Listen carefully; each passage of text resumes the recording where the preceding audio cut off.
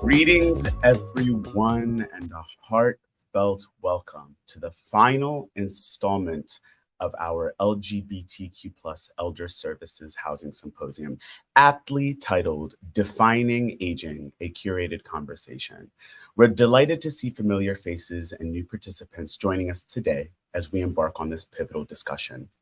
I am Ephraim Getahun, your host and facilitator for this session. My pronouns are they and he, and I proudly serve as the Director of Strategic Partnerships and Training at the Open House LGBTQ Senior Center.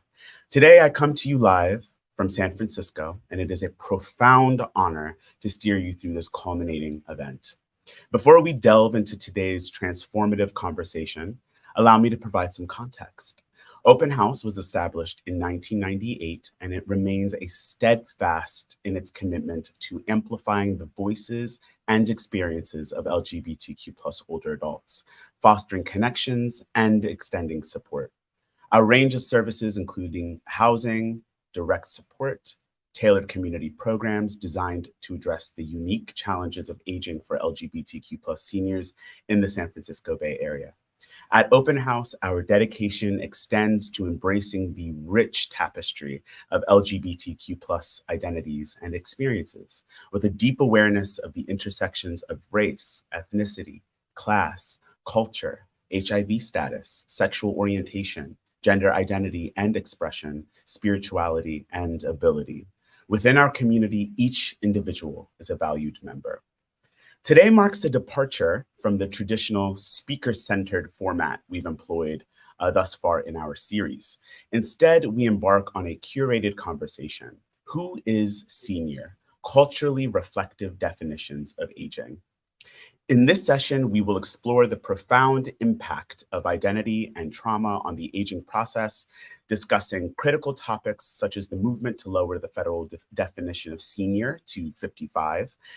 This change could render more LGBTQ plus elders and of color and other vulnerable communities eligible for supportive housing, services, and care. We will also shine a spotlight on the pivotal role of housing and services as interventions for LGBTQ plus elders in the current climate, outlining policy priorities and avenues for involvement in local community advocacy. Before we proceed, let's acknowledge the significance of today. This session represents the culmination of our series, where we strived to offer valuable insights into LGBTQ plus aging and housing. Whether you've been a part of our journey from the beginning or you're joining us for the first time, we trust that today's dialogue will be engaging and enlightening. In this discussion, we will build upon the wisdom gleaned from our previous sessions by convening community advocates, housing and aging experts, and service providers. Our session today is aptly titled, Who is Senior? Culturally Reflective Definitions of Aging. Together, we will explore the stark realities of increased cognitive decline among LGBTQ plus elders compared to their straight and cisgender counterparts. Against the backdrop of today's political landscape, we will illuminate the undeniable correlation between oppression and declining health in our aging population. As we navigate this conversation, it's essential to recognize that aging takes on different dimensions based on one's lived experiences. To shed light on these pressing issues, we will be joined by a distinguished panel of experts. They will delve into the nuances of the movement to redefine senior and the profound implications it holds. Additionally, we will emphasize the paramount importance of housing and services as interventions for LGBTQ plus older adults in the current socio-political climate. Throughout this session, we will identify key policy priorities and provide insights on how you can actively participate in local community advocacy. Before we immerse ourselves in this dialogue, I want to acknowledge the land that I am addressing you from, the traditional, ancestral, and unceded territory of the Ramaytush Ohlone people, originally known as Yelamu. Paying homage to this land and its indigenous heritage is an essential step and it underscores our collective responsibility to address historical injustices. I really genuinely encourage you to reflect on your connection to the land you inhabit, wherever you are in the States, and consider participating in local voluntary land taxes as a meaningful act of restitution. Now let's cover some logistical details. Thanks to InterpreNet, we have English and Spanish captioning, and thanks to Interpret That, who is providing live ASL interpretation. If you encounter any technical issues or have questions, please don't hesitate to use the chat feature to reach out to our dedicated team. Your experience here today is of utmost importance to us. Together, let's embark on this final leg of our journey. I cannot believe we've been through 4 weeks and it's almost over. Thank you for being a part of this critical conversation. Let's work collectively to ensure that today's session is meaningful for everyone involved. Friends, it is our distinct pleasure to introduce our esteemed panelists for today's discussion. Each of these individuals brings a wealth of knowledge and experience and passion to the table, and we are truly honored to have them with us. Our first panelist is Jupiter Peraza, she, her, a transgender activist, organizer, DACA recipient, and thought leader on a range of social justice issues, including trans civil rights and immigrant advocacy. Jupiter earned her BA in International Relations and a minor in Political Science from San Francisco State University in May of 2022. She's currently on track to complete her master's in International Relations at the same university in spring of 2023. Jupiter. Jupiter's journey in San Francisco local politics began in 2018 when she started working at Manny's, a civic community space in the Mission District. As events manager, she spearheaded nightly programming on local, state, and national socio-political issues, covering topics from climate change advocacy to immigrant rights, tenant protections, LGBTQ plus civil liberties, economic equity, and much, much more. In 2020, as Manny's Director of Community Initiatives, she orchestrated over 1,000 events for a national phone bank, letter writing campaigns to swing states, and sent over 1 million text messages in support of Joe Biden and Kamala Harris. At the start of 2021, she traveled to Georgia to canvass for US Senate candidates Raphael Warnock and John Ossoff with New Georgia Project and Magenta. After playing a pivotal role in the elections, Jupiter shifted her focus to the transgender district, the world's first legally recognized transgender district based in San Francisco's Tenderloin district. Here, as a program associate, she led the Housing Opportunities for Transgender Tenants, also known as HOT, pilot housing subsidy program, which provided housing for transgender, gender nonconforming, non-binary, and intersex individuals in the SF Bay Area. She also organized a COVID-19 vaccine activation in the Tenderloin for vulnerable residents.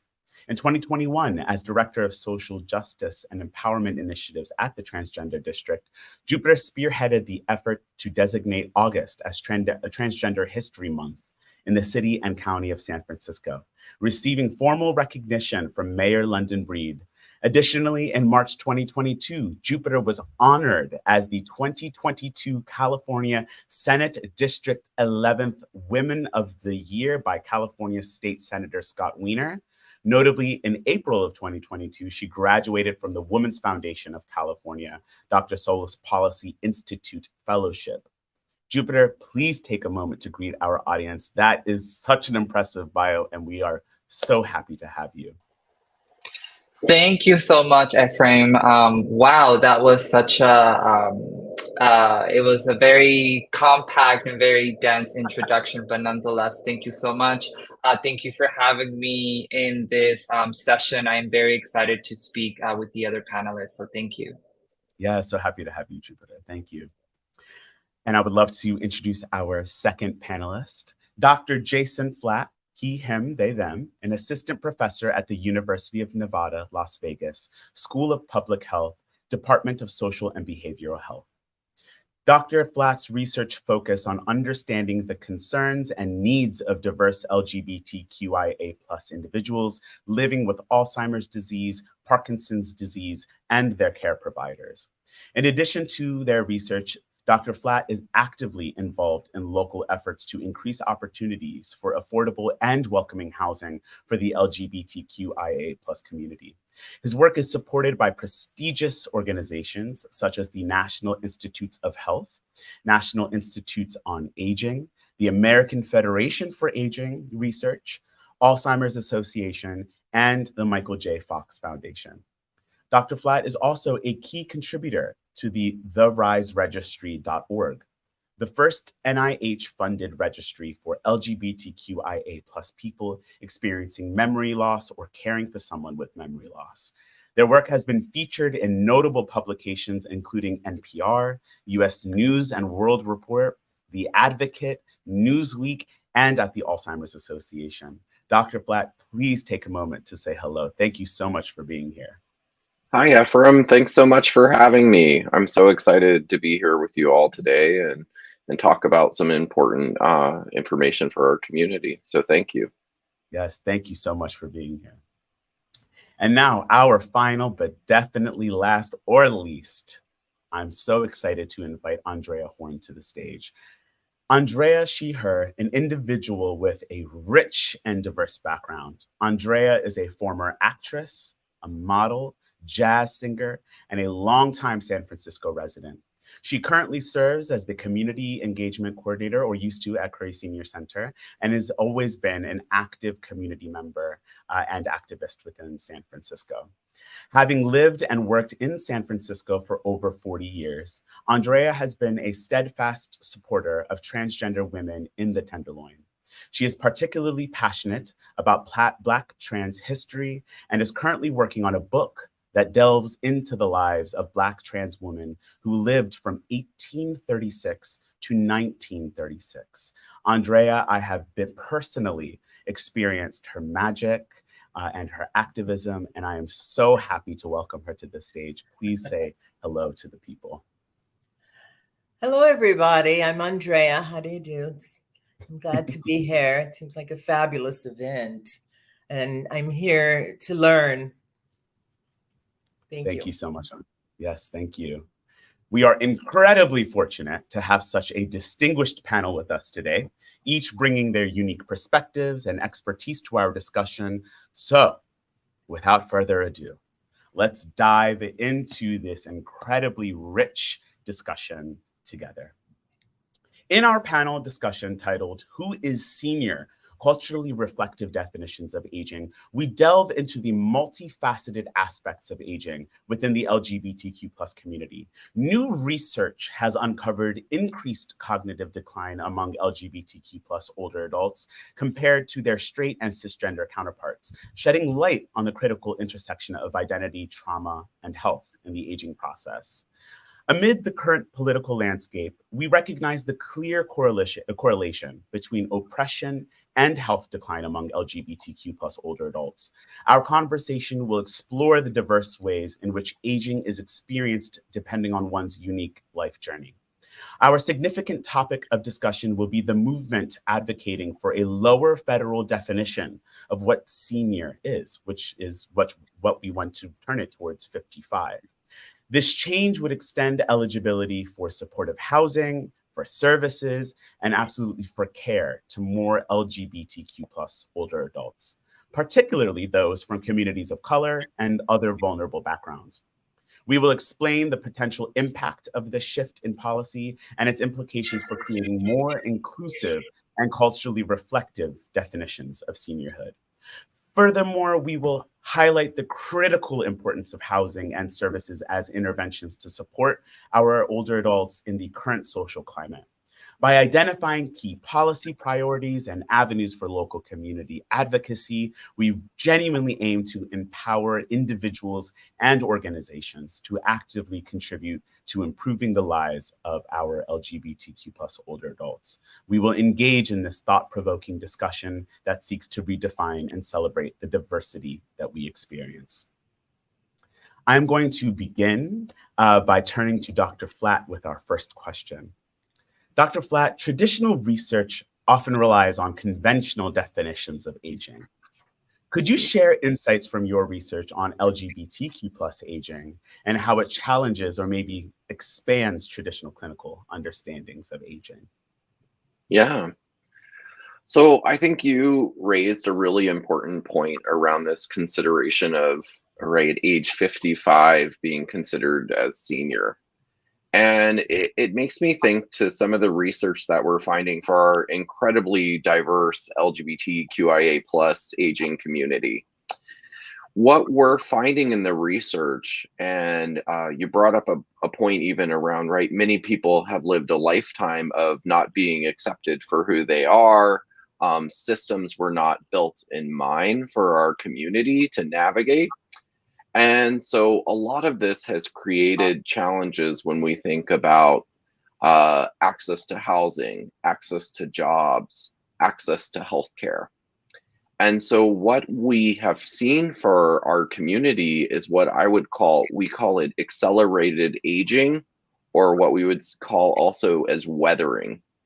So what I mean by that is what we would see, right, often for a person that's in their 50s, they look more like a person that's in their 70s when we look at their health. So we might look at things like the chronic conditions that they have and the number of conditions they have, maybe, or limitations in their abilities, right? Issues with maybe mobility or other types of physical impairments. And so we would typically see sort of all of those kind of conditions in someone that's much older, but we're seeing them occur much earlier for our LGBTQIA plus community members. We think this is because of the historical and current systems, but also the lack of opportunity for care, whether that's preventative or even access to care to take care of a chronic condition. And especially if you do not have stable housing, often you're not able, even to access care. So that's what a lot of the research has been finding. We see this across domains. So if we think, you brought up the cognitive piece, so we do see our community in their late 40s are more likely to be reporting problems with memory and thinking. We're also seeing concerns around isolation, people saying they don't have the support or the people in their lives to rely on to help them navigate the care that they need. So we see it socially, we see it physically, and then we also see aspects around emotional health. So people being more likely to say that they are experiencing poor mood or maybe have been diagnosed with depression. And so when we think about those combined and how they interact, this obviously has an impact on a person's health broadly. And that's why I think that we're seeing sort of this accelerated aging. I also want to point out that this interacts with other identities. So being a person of color, being an immigrant, living with HIV, you bring these different pieces into here and they really can make things even more challenging for an LGBTQIA plus person. So that's what we're really finding. And I'm so glad that they're considering age 55 as a senior. It's so important, especially what we're seeing with our community. Yes. Thank you so much, Dr. Flatt. Yeah. It's really that last part that you had. I mean, everything that you had in that answer was really powerful, but the layers of intersection, right? Because it's not the identity itself. It's not me as a Black person by itself, as a Black person. That does not inherently mean that I should have a short lifespan or a less quality of life, but the factors that surround the way that society perceives those identities and the compounding factors. So add layers to that. Not only am I Black, maybe if I'm unhoused or if I was trans, add all of these elements that then kind of create an environment that really perpetuates what you were describing. So I really appreciate Absolutely. Very thought out answer. Yeah. Jupiter, I'm going to turn to you for our next question. Your work has spanned local, state, and national levels of politics, as your bio had illustrated for us. Can you share insights into the maybe evolving policy landscape in California and maybe at the federal level regarding LGBTQ plus aging and senior care? How have recent policy changes maybe impacted LGBTQ plus older adults, and maybe even illustrating what further changes we need? Thank you. And I will say to start off with LGBT policy and advocacy, I am quite optimistic about the future of LGBTQ plus representation and advocacy in our government. However, at varying degrees in the local, state, and the national level. Here in the San Francisco Bay Area, we are very lucky to have representation, very visible representation, such as State Senator Scott Wiener, party chair of the San Francisco Democratic County Central Committee, Honey Mahogany, Assembly Member Alex Lee, and as well as members of the San Francisco Board of Supervisors. We also have devoted supporters and champions of LGBTQ plus issues, such as Assembly members Matt Haney and Phil Ting. We also have that level of representation throughout the state as well. Someone who I have kept an eye out for is Ricardo Lara, who is California's insurance commissioner. He is the first openly gay man to be elected to statewide office. He is also he's also Latino, and he has really great experience to back him up in the work that he does as insurance commissioner.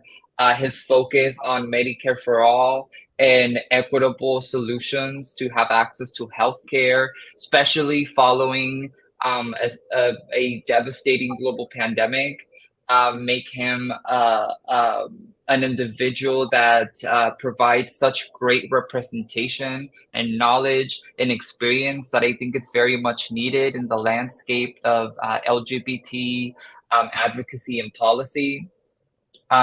He is also a member of the LGBTQ plus legislative caucus, joining other stellar members such as, state senators Scott Wiener and Susan Talamantes. Once again, Assembly member Alex Lee and President pro tempore Tony Atkins. However, at the national level, it's quite a different situation. This past election in 2022, we witnessed over 1,000 LGBTQ plus individuals elected to political office. However, according to the Victory Institute, we need 35,000 more to achieve equitable representation. And at the national level, it's quite concerning because we are seeing so much polarization in our government right now. And that polarization is manifested in wanting to eliminate LGBT people from existence, wanting to eliminate our history, our contributions from society. And that is quite alarming, because when you begin to invalidate someone's experience and livelihood, it definitely manifests in future opportunities for more discrimination and stigma. However, I do believe that, especially in California and in San Francisco, we are seeing very incredible leadership from organizations and individuals and departments. I will say Open House is one of those organizations that is truly leading in terms of what it means to provide care for our LGBT elders? What does that look like? What are the structures? What are the programs? What is the community that needs to be built to provide that? Open House has been around for a quarter of a century, and that is a true testament of the work that comes out of the organization. Something that I will also be speaking about later on in this conversation is the new study that has been funded by the California Department of Aging, a study that I am a part of in terms of the work that is done here at Open House. And this study is a baseline study on the aging experience of LGBTQ plus Californians. And it is a project that I very much believe in. And I do see the study to be pioneering in many ways. One is that this study designates seniors for those that are 55 and older. This study will also produce open source data that is going to be accessible to anyone. And I really do believe that this study is going to usher in new ways of crafting and ideating policy, not just in the state, but in other parts of the country that I think is very much needed. Policy revolving around transportation, access to affordable housing, and so on and so forth. So I definitely will say that we are in a really great state because there are a lot of policies in place, a lot of elected representatives that really care for the LGBT community, and more importantly, for LGBTQ plus elders. Thank you so much, Jupiter. It is really remarkable to witness firsthand. We are very lucky to work together. So I'm intimately aware of the work that you're doing with this research study. It is just remarkable to think about the care and attention to making sure that the process is accessible, whether that's language or communities. People are, and I know that you're getting an incredibly overwhelming response, which is exciting because hopefully this type of research will then, because it's really the first of its kind, will then open the doors for others to mirror something similar so that we can get a general understanding of the aging experience across the nation. Because obviously, whether that's environment or other factors, rural LGBTQ plus older adults are going to have a very different experience, although California does span a lot of different communities.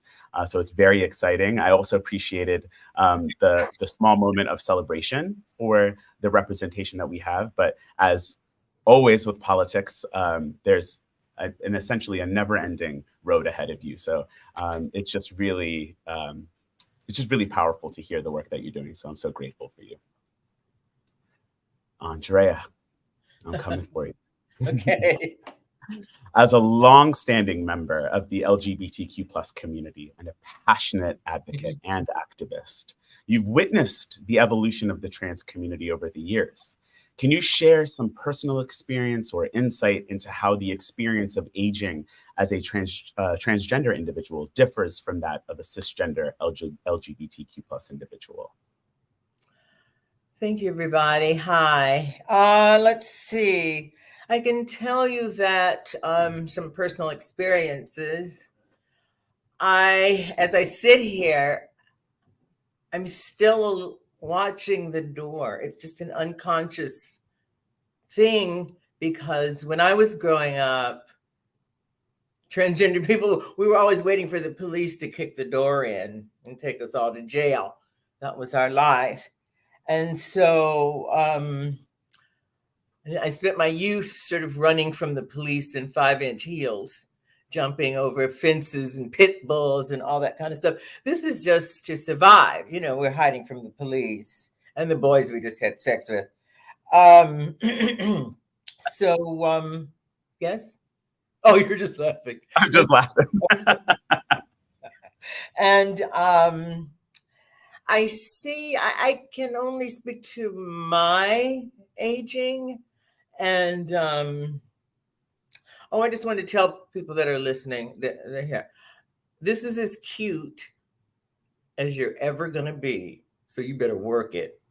Don't wait till you get your titties. Don't wait till you get your top surgery. Don't wait till you get your teeth done. This is it. This is as cute as you're going to get. So I wish somebody had told me that. So, I surprisingly, I have several Black trans women friends that are in their 70s, and which is kind of a big deal because statistically, Black trans women are supposed to die at age 35. And so I kept asking myself, why is this group of women, trans women, still alive and thriving, actually? And I came to my answer to my question was they had pretty privilege and they had passing privilege. And that makes a really big difference to your quality of life. And yeah, there's, I can tell you one other experience that has to do with medical stuff since we're talking about that kind of stuff. So I was at the doctor's office. I was at Kaiser, and I was seeing a new doctor. And I'm a post-op trans woman, and so the doctor wanted to put the speculum and all that, and so when someone examines your vagina, there's always has to be someone else in the room nowadays, and so there were two Black women in the room while the doctor checked me, and I didn't think anything about it until later that evening. My husband at the time said, those two ladies, they were laughing about you and talking about you all loud at the reception desk in front of other people. They were saying that right in front of my husband, and he was sitting right there. So I'm only saying that because things haven't really changed that much. It seems on a superficial level, but you see those girls on television, on Pose and everything, they're all beautiful, and that doesn't really answer what happens to girls that aren't beautiful. And we kind of know. And I remember about 30 years ago, I read this book about Marlene Dietrich that her daughter had written. And she said, the daughter said, well, it's when my mother got older, she just wanted to stay in her room and take pain pills. And I thought 30 years ago, I thought, oh, that is so sad. But now 30 years later, I want to just stay in my room and take pain pills too. And so that kind of leads me to kind of isolation. And that a lot of older folks in general face. But I think it's deeper with trans folks, and especially with trans women, because we don't have grandchildren and children to look after us. And so, the natural sort of flow in life. And that's why I think it's really important for us to all connect, all trans people connect, and come up with a new model of loving and support. We don't have to do it like they did, where they leave old people in the dust, Right. and leave people that aren't pretty in the dust too. And we've got to come up with a new model. I just remember that this is a little. Am I rambling? No, you're doing wonderful. Okay. I do know that I had a doctor for the same doctor for about 35 years. And I had trained him so good. And he was like a Beverly Hills concierge doctor when I got through with him. But anyway, he retired. And I was without a doctor. I didn't have a doctor. And I was like, oh my God, I have to break someone else in. And it's hard to go to a strange new place and see a doctor and tell them all about your personal business. And you don't know how they're going to react. You don't know if it's going to be positive, if they're just going to smile in your face and stab you in the back. That's one of the horrors of being trans and aging. You just don't know. It's just not safe all the time. And you said that I've been a long time community activist. That's true, but it's only been about 20 years because 30 years prior to that, I lived stealth. And I had nothing to do with the trans community, except my girlfriends that I grew up with, of course. And so, that just kind of, I was working at Curry Center, and this older man, he came in or something, and he said, I'm 65 years old. I was like, bitch, who ain't? We all 65 up in here. And so, but I just still think that the trans women that were coming, senior trans women, older adult trans women that were coming to my group, I just want to say that they have hopes and dreams, just like everybody else. And just because you're older doesn't mean that you don't have hopes and dreams. And I just want you guys to remember that as we move forward, because I hear people saying, well, she's 70, she lived long enough. No, I got more stuff to do. So thank you before I start rambling. Yeah, no, you're doing great. Thank you so much, Andrea. You touched on several really important things. For the audience, by the way, when we're talking about passing and when we're talking about stealth, we're talking about essentially someone who might be trans, who maybe has done outward transitionary things to make sure that their gender is affirmed. And maybe when they're walking down the street, you wouldn't necessarily be able to tell. And that's important to name, because what Andrea is speaking to is sometimes the privilege that can then come with being able to not necessarily be clocked or recognized as being trans, and the protection that provides. So I just wanted to offer that for anyone who might not be aware.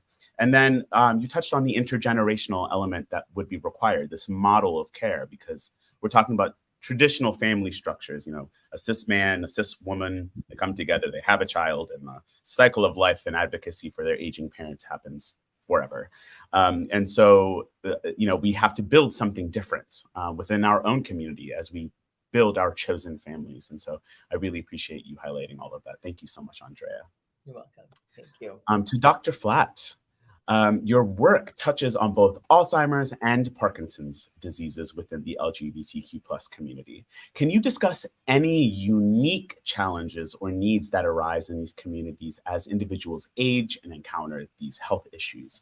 How do these experiences reshape our understanding of LGBTQ plus older adults?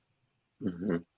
Yeah, I think Andrea brought up a really great piece around just access to care as we age and how that changes if you end up your doctor retires or you move or relocate. These are issues that make it challenging. Now imagine if you have memory concerns, or you're having, Parkinson's is considered like a movement disorder, so that would impact sort of your physical abilities. So now imagine you have to not only find this healthcare and ensure that this healthcare is going to meet your needs and welcome you for who you are, but also navigate it with some of the impairments. You might have issues with memory, or you might have issues, with your ability to be as mobile as you would like. So we're finding in the research, access to care is a huge issue. The other piece of this is that Alzheimer's disease is the most expensive disease in our country to care for. So when we're thinking about, right, the financial resources of our community, and we've already talked about some of the historical and current aspects, right, of not having equal opportunities for employment.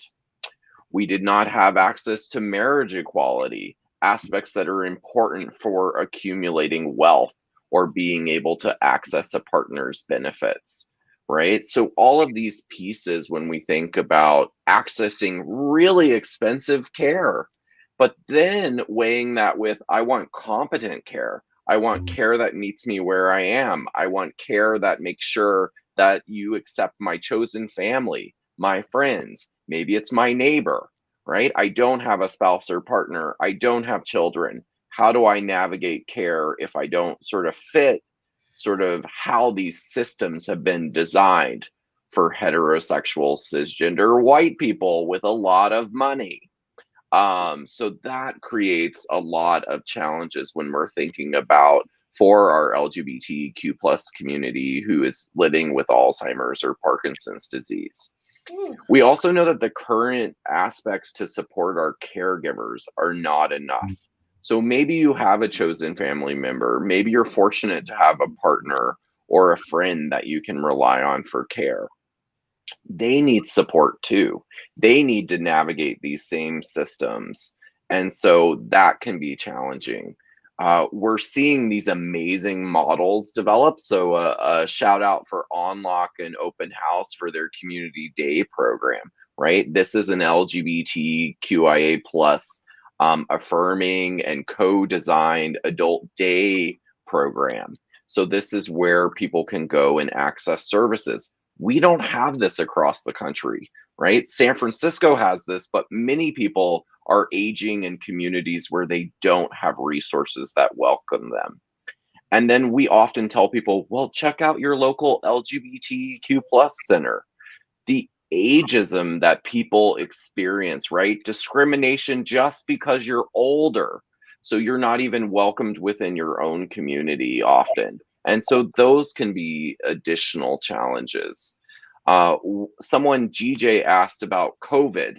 So we can think about also the impact of the COVID-19 pandemic on our community, increasing people's challenges with loneliness. But we've also heard that COVID can impact your brain and your health and your memory.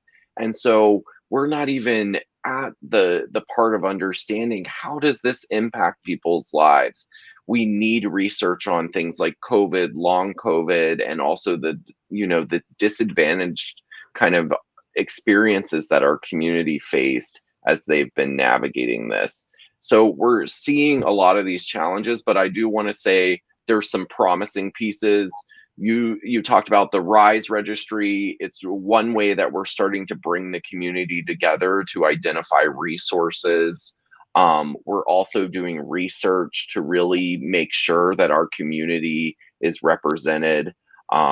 So I'll be talking a little bit about those things, but there is opportunity, and what we need to be doing is advocating for our LGBTQIA plus community members that are living with Alzheimer's or Parkinson's, and making sure they get the support and that their caregivers, their friends, their chosen family also are supported in this process. Yeah. Thank you so much, Dr. Flatt. Yeah. I had no idea that Alzheimer's was the most expensive. I mean, it doesn't surprise me, right? Oftentimes that could be a 15, 20 minute or 20 year diagnosis, and it's degenerative. So it's not like you're curing anything. So you're treating the symptoms that arise with it all the way through the person's unfortunate death. So that's really powerful. And then you mentioning caregiving and its role, but the fatigue that any one caregiver experiences, and especially in our community, when folks are isolated, and oftentimes the caregiver is at a peer level or maybe their partner, and so that further isolates them then from any sense of community. And I don't have the statistics off the top of my head, but I know anecdotally that oftentimes the partners then suffer. The one that is the caregiver then suffers with their own illness, due to the stress and the ongoing, or they can't manage a chronic illness because they're helping someone else, right? Exactly. So they have to shift their energy to kind of prioritize. Yeah, it's totally, yep. Yeah, thank you so much for sharing that. To Jupiter, as the manager, and you mentioned a little bit about the study, but I'm curious to learn a little bit more. As the manager of the statewide coalition for the LGBTQ plus aging study, could you provide an overview of the key trends? I know you're at the very beginning, but what you're hoping to work with through this research, and how you hope that the findings that eventually come from this research contribute to our understanding of LGBTQ plus aging, and what implications they might hold for culturally reflective definitions of being an older adult. Yes. What I can share from the development of the survey, because the survey does not launch until November 1st. The survey will be out in the field from November 1st of this year to March 31st of 2024, which is International Transgender Day of Visibility. But what I can share from where we currently are in the development of the survey is that it is developing very, very quickly, and it is developing very comprehensively. Not only are we thinking of how to make this baseline study the best it can be, but we're also thinking about setting up future studies, not only in the state of California, but throughout the country, for success. I will say that one of my main responsibilities in the development of this study is to bring together a group, an advisory committee that is going to advise the research team on how to truly ground this research study in community. And this also, I think that this is very important because there is a very clinical way of studying the LGBT community that I think might not necessarily always produce the most productive data points. So I really love that what this study is doing in the state of California is that this group of individuals that have a very long career in doing advocacy for the LGBT community, whether in healthcare, unemployment, HIV advocacy, housing. This group of individuals, such as Cecilia Chung from the Transgender Law Center, Tony Newman, the former executive director of St. James in Infirmary, Vincent Cristosomo from San Francisco AIDS Services, and many, many more. But what we are realizing in the development of the study is that it is definitely going to stick to the actual experiences of our community. And that is something that I think will produce a data set that I don't think we have at the moment. We barely have any LGBTQ plus representation in the US Census. Although I do foresee that to be changing, I really do believe that we need empirical evidence to truly begin to understand the way that our LGBT community has been left behind by discrimination, by social stigma, and not just from society, but also from the medical field, in employment and in education. So I definitely see this study as reconceptualizing what it means to age gracefully as an LGBT person. And in the same way that I think that learning from LGBT issues, I really think that that is going to snowball into learning about providing more comprehensive solutions to our big picture problems, such as climate change and transportation, and access to education, true education, not revisionist education. So all this to say that I think that this study is going to definitely shift our understanding of what it means to age as an LGBTQ plus person. I will say, in my own personal experience, working with folks at open house and community members who benefit from open house, I see myself reflected in LGBT seniors. I see myself in them because we carry a very similar journey and carry a very similar experience. And I think that that is very important to address isolation and to also build community. And perhaps this is, another topic of conversation for another day. But I really do believe that the conversation that we are having right now, it definitely goes beyond LGBT issues and definitely takes a more widened approach and critique about American culture and how American culture is becoming more individualistic. And because it's becoming more individualistic, we just care about ourselves, and we don't necessarily care about our community members. And that is very much reflected in the way that the government is not really showing up for vulnerable communities that are incredibly impacted right now. And I really love that you mentioned, Ephraim, at the beginning, that oppression is directly connected to declining health.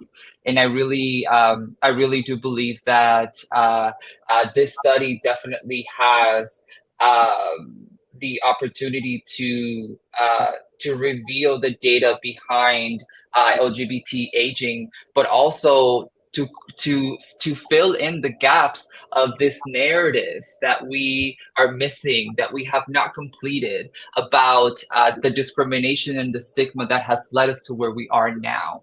And until we are able to complete that narrative, we won't really know how to fathom and ideate a future. So that is definitely what I can say in terms of what this study can bring forth in reconceptualization of LGBTQ plus aging. Yeah, thank you so much, Jupiter. It's amazing because our community, we know what our community needs. We know what the aging experience looks like, especially the ones of us, like those of us that work directly with our older LGBTQ community. But unfortunately, we are confronted with a system that requires data. Data translates to the literal dollars that any federal or local government is going to spread out, right? And so there's this bureaucratic process that we have to engage with. And this incredibly culturally informed direction that we're taking at Open House, that you are taking specifically as you support this coalition and the rollout of this research, is going to directly impact our older adults today. And I think it's amazing because there are so many best practices and clinical indications for our cisgender heterosexual older adults. We are at a loss when it comes to the experience of queer aging. And there are questions like, if someone has Alzheimer's and they forget that they transition, what do you do? We're talking, Andrea shared how she had to literally educate her primary care doctor and got him to a place where she was like, okay, my care is excellent. And as soon as he retired, she was at a loss. And every trans sibling that I know at my age is still doing that. They still educate their doctors. And so what happens when a trans elder then or older adult begins to maybe have a cognitive change, and then now they can't do that same advocacy for themselves? So there's so many, it's overwhelming. The just compounding factors, it just piles on. And studies like this are just kind of a gleam of hope, and I'm just so excited for what the results are going to offer as far as how they inform money and how they inform our best practices moving forward. So thank you so much, Jupiter. We're going to enter into our last round of questions. We are just really giving a beautiful conversation. I'm really, really proud of what we're offering here. And so I'm going to turn to Dr. Flatt for our last question. And it's going to be a little bit of kind of a twofold conversation, because a lot of your work has directly intersected LGBTQ plus aging and housing and how those can impact the quality of life of an older adult. But you also recognize, even though your research is clinically based, that aging isn't solely a clinical matter. So while we talk a little bit about the housing piece, I would love to think about how aging is deeply intertwined with social factors. And would you be able to elaborate on the importance of social inclusion and community support in the lives of LGBTQ plus older adults? And how can we then redefine what seniorhood or aging or older adults look like and encompass in these social dimensions? Yeah. So I think, the first piece with housing of what we're finding is just when we think holistically about its impact on a person's being is really important. For many community members have talked about the fact that, worrying about housing, worrying about paying rent, worrying, will I, get a rent increase coming, when it's time for my lease to renew. These pieces add a lot of stress and worry, especially if you live in an expensive city like San Francisco or New York or Los Angeles. These are areas that really, make it more challenging for our LGBTQIA plus community. But these are also cities that are traditionally more welcoming to our community. And so people want to age in place in a community that they belong to, that they've grown older to, they have connections and support systems. And so, focusing on housing can be so important to ensure that our LGBTQIA plus aging community can stay in the communities that they love and where those communities promote their health. So some of the research around housing we've shown in terms of health, we found I have some quotes from people, right? They talk about like, my mood has gotten better and my health has improved. Just living in this housing has allowed me to take better care of myself. Other people talk about, right, that the sense of connection of being in this community. So saying like, if you're depressed, you come out here and one of our neighbors says hello to me. How are you going to be depressed if you have community members around you knowing that they're there for each other and that they can support you? There are these really unique support systems that are created in this housing that just is happening naturally because our community knows that we need support. So someone may have a medical procedure, maybe they've had surgery, so they're not going to be able to prepare meals or go grocery shopping. I've heard from people living in an open house, my neighbor went grocery shopping for me. My neighbor threw a load of laundry in when they did their own laundry.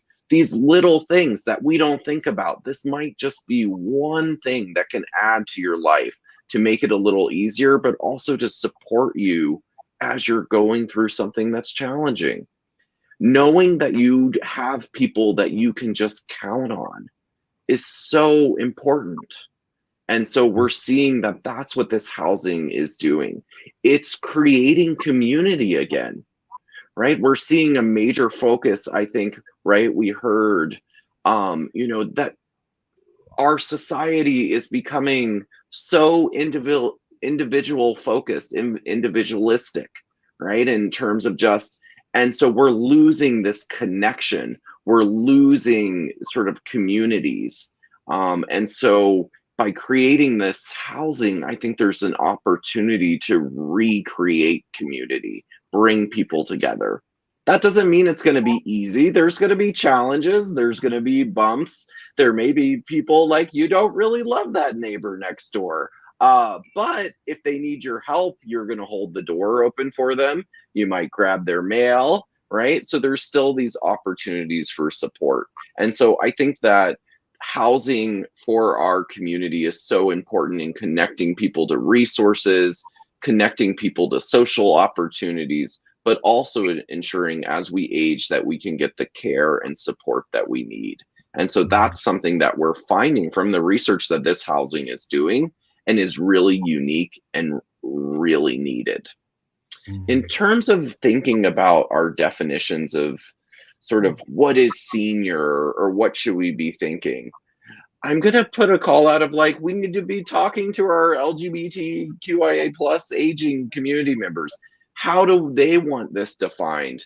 I would say that most people say they feel the same age that they did when they were in their early, earlier in life. People don't feel that they're older. It may be just that their body maybe limits them in a way that's different than what it used to. I often think it's really hard to generalize, and I've heard this from community members, but I've even noticed this in my own work with the community. When you sort of think about generalizing, right? Meet people where they are. You've met one LGBTQIA plus person. You've only met one person.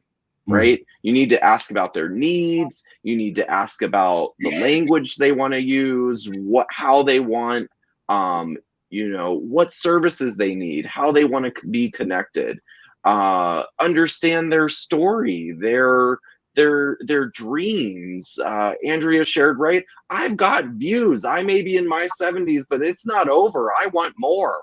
And we need to be thinking about that, right?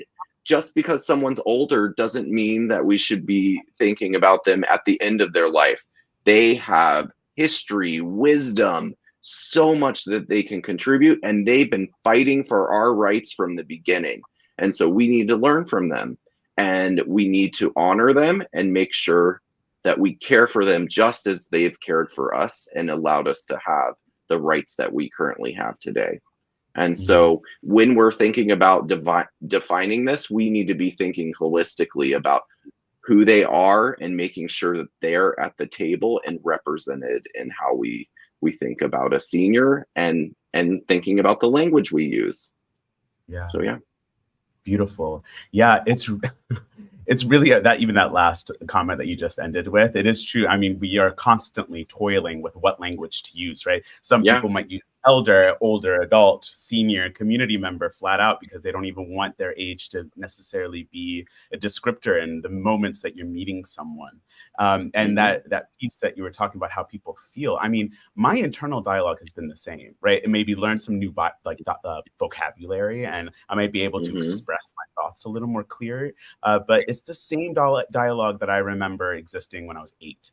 So I imagine when I'm 60 and then when I'm 80, that internal dialogue is going to be the same. The personhood is different from the body with which it exists in, because this is now. And the experiences you've had, right? The richness that has shaped your view, but you are this same person. Exactly. Yeah. Exactly. Thank you so much for that insight. Yeah. In my excitement of getting through these questions, I realized I skipped Andrea's second question. So I want to give Andrea an opportunity to answer this question before I jump to Jupiter's last and then Andrea's last. And so Andrea, as I turn to you, transgender history is a subject you are deeply passionate about, and you are currently writing a book on Black trans history, as I mentioned earlier. How does preserving and being a steward and celebrating the history of transgender individuals contribute to a more inclusive and culturally reflective understanding of aging within the trans community? Thank you for that question. I'm going to start, and I'm going to answer that with a couple of quotes, if I may. Sure. Carter G. Woodson, who was a Harvard-educated Black man that created Black History Month. And he says, if a race has no history, if it has no worthwhile tradition, it becomes a negligible factor in the thought of the world, and it stands in danger of being exterminated. And that's why trans history is so important. We need to be able to say the names of our ancestors, just like we can say George Washington and Thomas Jefferson and Abraham Lincoln. These are our heroes. They are the ones who made it possible for us to be here today. Miss Trans Icon Miss Major said, we got to reclaim who the fuck we are. That's what she said. And she said another time, we are a people and they just can't run over us. And we are a people and they just can't run over us. And we need our history. It grounds you in your life. And we are gender nonconforming people out here floating around with no history. We have history. We just have to go find it. I had no idea how hard writing a book was, but anyway, I'm to that. And I just wanted to speak to Dr. Flatt that I have had a tremendous amount of memory loss since I had COVID twice. I can really feel how it affects my thought process, which is a really interesting place to be. I'm sort of objectively looking at myself, and it's different for me. Life is different for me. I can't really seem to. I'm just sharing this. This is anecdotal, but this is important. I can't hold. This is since COVID. I can't hold, which I don't think it's aging necessarily, but maybe it is. I don't know. I can't hold more than one thought at one time in my head since COVID. That's just something to remember. And in this country, we're also taught not to respect our elders. Because I know I was an asshole when I was young to older people. So it's just it's not part of our culture. So many cultures, older people are revered, but in our culture, older people are discharged, like jetsam and flotsam. Those are like boat things that throwing off, and no one wants to hear it. And there are trans women from 1550. Her name was Victoria, Black trans woman in Lisbon, Portugal. And the only reason we know about her is because she was brought before the Portuguese Inquisition because she had men lined up outside her house to get in. And the old priest brought her before it's before this Portuguese Inquisition, which I didn't even know there was a Portuguese Inquisition. I knew about the Spanish Inquisition, but I didn't know there was a Portuguese Inquisition. But I think they started it just for Victoria. There's a book out called Boy Wives, Women Husbands, and it's about queerness on the continent of Africa and pre-contact. And there's a passage in it that says that beautiful boys dressed as girls that look like girls were prostituting in Addis Ababa 2,000 years ago. Yep. So we're nothing new, but if nobody tells us, then we won't know, because we can't wait for straight cisgender to tell us how fabulous we are. Exactly. Because when I was growing up, being trans meant you were fabulous. Your politicalness was just that you existed and you showed up. That's what you don't need. So I just want to say this. I'm scared to death of Alzheimer's, to tell you the truth. But I just also want to say, working in the Tenderloin for the last 3 years, I saw many trans people, mostly trans women, that isolate in these SROs downtown, and we can't get to them because they're afraid to be got to. I don't want to out them on the street, you know. So, but I know they're probably all alone, And I appreciate Open House's efforts of trying to connect older adults with queer kids. And Yeah. I don't know how successful that has been, but it's sure we still needs to keep doing that, because one day we will make that connection and it'll all fit together and sink in. And our young queerdos will be here for our older queerdos, because who else is going to take care of who else is going to look out for us? And Exactly. we fought the motherfucking police, so y'all could skip down the street holding hands, singing "Skip to My Lou, My Darling." Thank you so much, Andrea. It's really powerful being a steward and a historian in this way, because what you mentioned, even the capital of Ethiopia, Addis Ababa, that's where my family's from, right? I'm Ethiopian, and most Ethiopians today would die on this hill that queerness is this Western ideology that never existed. Contemporary Africans say that Yeah. Europeans brought homosexuality, but what they brought was homophobia and transphobia. Exactly. And so it is amazing. And I have done my own research, and that there was a third gender in some of the tribes in Ethiopia. And so right there, when we've had so much of our history eradicated, that's what current political, polarization does, because there's this fabrication that being queer is a new idea.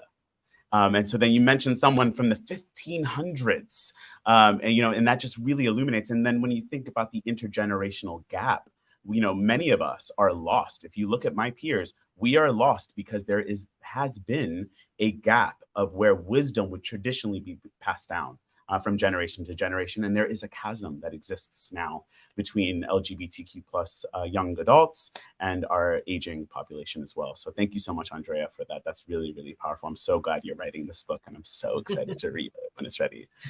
Jupiter, for your last question, you've been recognized for your outstanding contributions, including being named the 2022 California Senate District 11th Woman of the Year.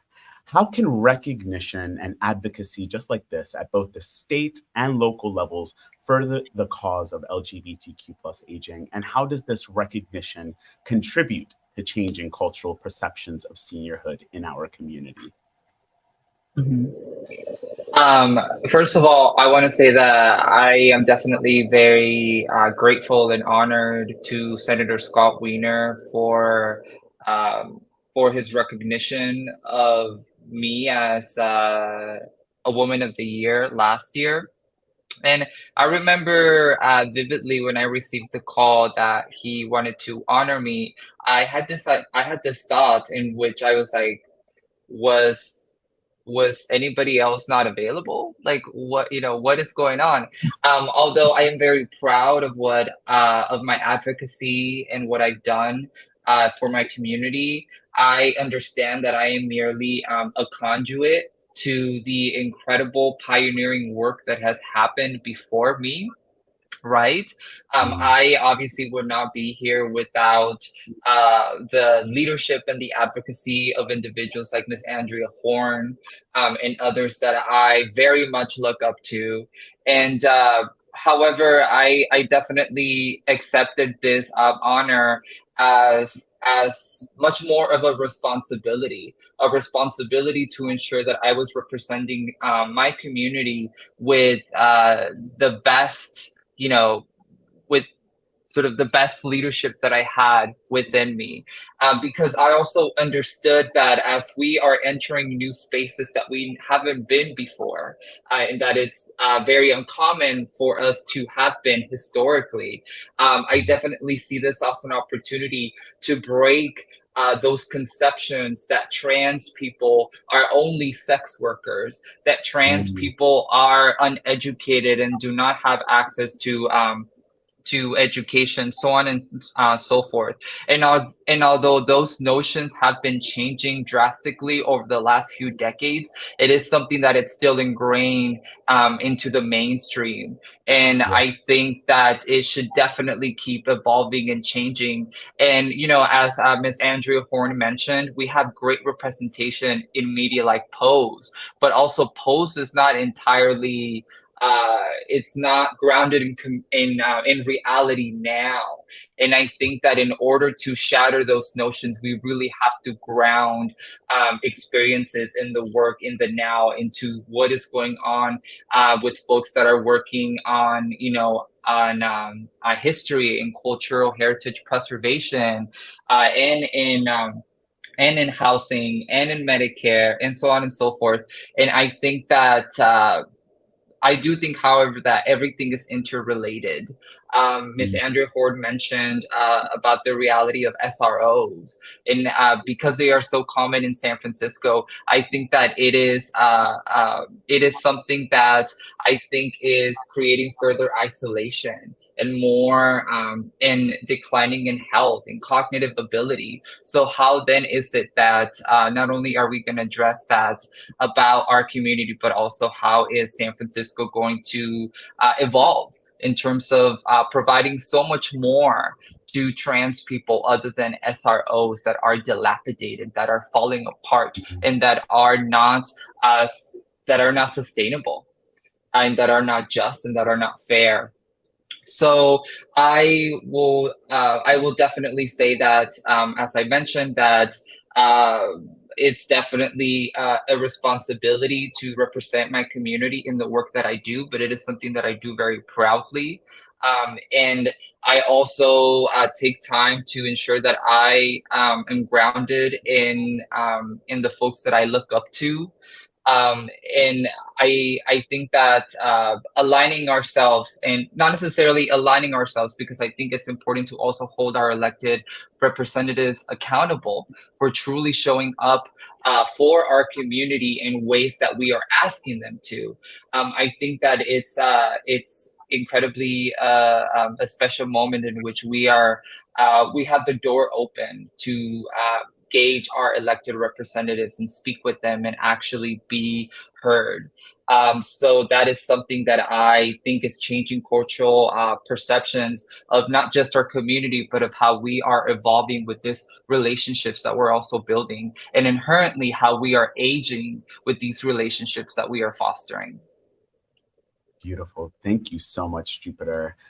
It really is powerful because it is all in sequence, right? We just landed where we are in time. And it's really beautiful to honor those that have done this work, that have led this work to where we are permitted to then continue and take that torch and run with it. And I just want to say that GJ in the comments said a really important thing, and I'm going to raise this, which was, I appreciate the call to responsibility, but I do hope that Jupiter took time to feel celebrated and honored as well. Because it is important to, I know that your eye is always ahead of where we need to go and what needs to be done, but it is an incredible honor. And I hope you have taken that time to celebrate yourself because you deserve that. Absolutely. So thank you so much, Jupiter. Andrea, we have our last question for you. And your question is really to tell us, those of us on the younger side of the spectrum of the LGBTQ plus community, what advice you might have for us, what things you've noticed, maybe gaps in support that can be a call to action or a rebuke, if that's what you desire. But yeah, anything that you have to offer. I could share one story that I think is rather significant. I was working in the Tenderloin with trans women, and someone asked me, Andrea, how come the trans women that come here, they're always so squirrely? And I was like, I don't know, actually, but I've noticed that myself. So a girl came in, and she told me she was having trouble getting her hormones from Walgreens at Market and Van Ness. So this is 10 years ago. So I went with her, and behind the lovely Filipino lady behind the counter, if anyone knows, has Filipino friends, and they don't really have pronouns. And so they usually often get them mixed up in English. And so they called her he, but they didn't mean to insult her. It was just how it turned out. And so she was already off on that. So I explained the pronoun thing, and we were on our way 5 blocks back to the office. She got her hormones. And the first block, someone said to her, "Bitch, I'm going to kick your ass." And I said, "Do you know them?" And she said, "No." So just kept walking. The next block, someone said, "How much?" I said, "Do you know them?" She said, "No." The next block, someone said, "You're going to be my girlfriend. You're going to be my bitch." And I said, "You know?" No. And so I could go on. So by the time we got back to the office, I was like a nervous wreck for her. And so that just goes to let you know what these girls go through on the daily. Now, it didn't bother me because they just thought I was her mother or something, but so many girls live in that place. And really, those are the ones we're trying to reach here, and the ones who need us more than they even know. And trans women of color are so used to not getting any help at all that they don't even know they can ask for it. Also, about 10 years ago, there was the Jewish Vocational Center, and they had gotten a grant to train trans women to do something. I forget what it was, but everyone got a computer and da da da da da. And there was a big thing, and I was recruiting my ass off all over town to get people to come to this training, and they paid you. So the day was there. I'm there all early. Oh, you're coming! Oh, it's going to be fabulous. Nobody showed up. Not one girl showed up. I was heartbroken. I was embarrassed. And I just kind of left with my head between my, however that goes. And about 2 weeks later, I saw one of the girls on the street, and I was like, "How come you didn't come that day? We were so waiting for you. Everything was set up for you." She said, "Oh, we were all there. It's just that the security guards wouldn't let us in the building because our IDs didn't match." It's so sad, right? That is so fucked up. And so they lost that opportunity. People, Jewish Vocational Service, they're not going to do it again. I couldn't convince them that it was the security guards that stopped the girls for coming up. But so the other question was how these experiences may differ from those of cisgender LGBT. I'm not quite sure, but I know that cisgender gay men and lesbians, they don't have to be afraid to go to the doctor. They don't know if they're going to get turned out or misgendered or called by their birth name, or there's so many factors. I told you guys earlier that my doctor had retired, and I went for a year without a doctor, and not taking care of myself and not going to seek medical help when I needed it because I was afraid. And that's me sitting here talking to you guys. I was afraid because at Kaiser, it's like, oh God, they're going to be. So it's hard to explain all that kind of stuff. And so I think that's kind of like the biggest difference. It's just kind of the fear factor. You never know how you're going to be received. Yeah. And it's a scary place to be. And it's a place that, so anyway, I went without doctor's care for a year. So after about a year, I got really sick. And when I finally got a doctor a year later, it turned out that I had 3 infections in my kidneys and my bladder, and I'm just running around sick with diarrhea and stuff because I'm afraid to go to the doctor, and I'm privileged.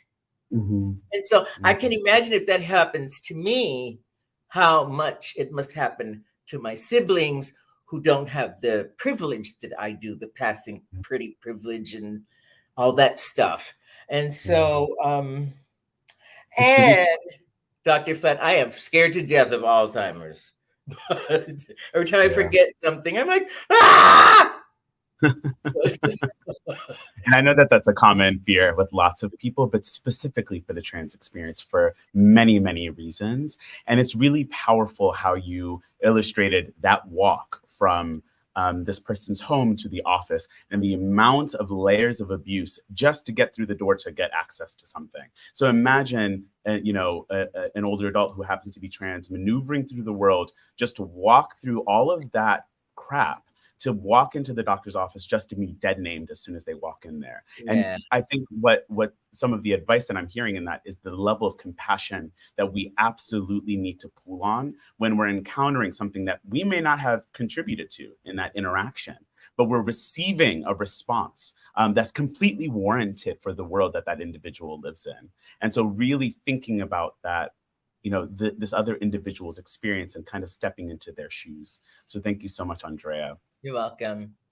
We are going to transition into a Q&A. I know we only have a few more minutes left in this program. We've had such a beautiful, robust conversation, so I'm not even sorry about it. But I want to thank Dr. Flatt, Jupiter, thank Andrea for such an incredible and enlightening conversation. Your expertise and insights have added so much depth to this program and to this conversation. Who is senior? Culturally reflective definitions of aging.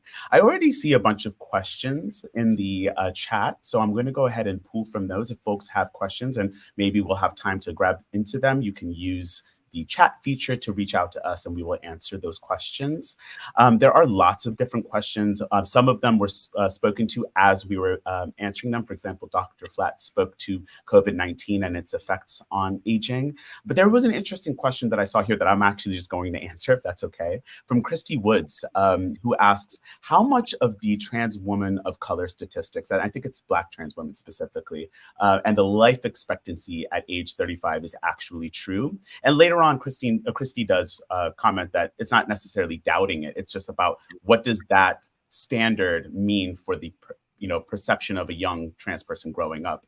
And what I would say to that is there is actually a lot of discourse on that statistic. There's been some difficulty identifying where that actually came from. And unfortunately, we do have to rely on anecdotal experience in this arena because there's no research. We've made trans people entirely invisible. And so I'm sure if we've taken the time and done the research, we may come with a more accurate number. But even from my anecdotal experience, I have so many trans siblings, and in community, I know of a complete disproportionate life expectancy or life, quality of life in my trans siblings. So that's a good point. I'm glad we were able to raise that. And we don't have an answer because no one's cared enough to research it. So maybe that's more of a call to action. But I do appreciate the perspective of what that might offer a young trans person growing up. So thank you for that question. Another question from GJ. How much tension do our panelists experience about the term senior as opposed to elder, or any number of cultural terms that do not resonate for everyone? If anyone wants to answer that, maybe Andrea, if you want to answer that. I know that we had a conversation about this. What you talking about, Willis?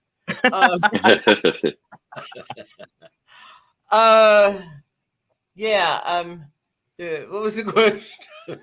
About essentially the terms towards aging. Yeah. Well, I know. Just like I didn't know I didn't like the term elder until it was applied to me for this particular event. I'm like, wait, I don't want to be I'm not an elder. I may be old AF, but I'm not an elder. And so it's a subtle difference. It's not really much of a difference, but it's, words and what we're called are important, because of, the pronoun thing that's really prevalent right now. Because when I was growing up, everybody was she. Mm-hmm. So your dad was she, the dog was she, your car, where is she? And so it made it so much simpler. But anyway, back in the 80s when I was a young girl.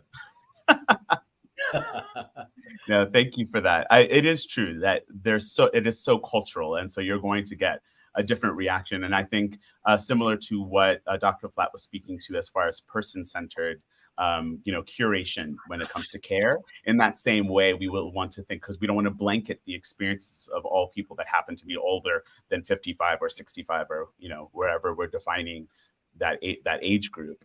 And so really turning towards the individual and honoring how they want to be referenced. And so that's just going to take some inquiring and genuine connection with folks and asking questions and caring about what they have to say and then defining it that way. So we are at the close. I know that there were more questions, and I'm so sorry we're not able to get to them. But I do want to, again, thank you so much, panelists. It has been an honor to facilitate this conversation. As we draw this enlightening session of this panel to a close, I want to extend yet again my deepest gratitude to our panelists, Dr. Flatt, Dr. Jupiter, and Andrea. Your insights, your experiences, and wisdom have cast a bright light on our symposium. I can't believe we are at the end of this 4-week session, and we are profoundly honored to have had you as our speakers for this final one. I'd also like to express heartfelt appreciation to the teams at InterpreNet, who provided invaluable captioning services, and Interpret That, who ensured that our event was accessible through American Sign Language interpretations.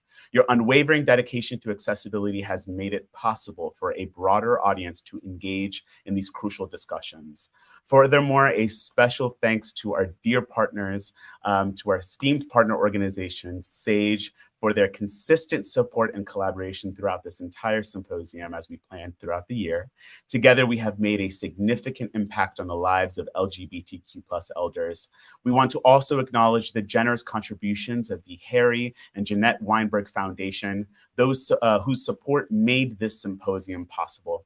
Their commitment to initiatives benefiting our community is immeasurable, and we are deeply appreciative of their support. And finally, a heartfelt shout out to Tuttle Co., the production company working tirelessly behind the scenes, making all the magic happen. Your dedication and expertise have ensured that the symposium ran smoothly. As we conclude this month of inspiring programming dedicated to the experiences of our LGBTQ+ older adults, we want to extend our heartfelt thanks to each and every one of you. Your participation, passion, and commitment to the cause of liberating LGBTQ+ older adults around the world has made this symposium an unforgettable journey.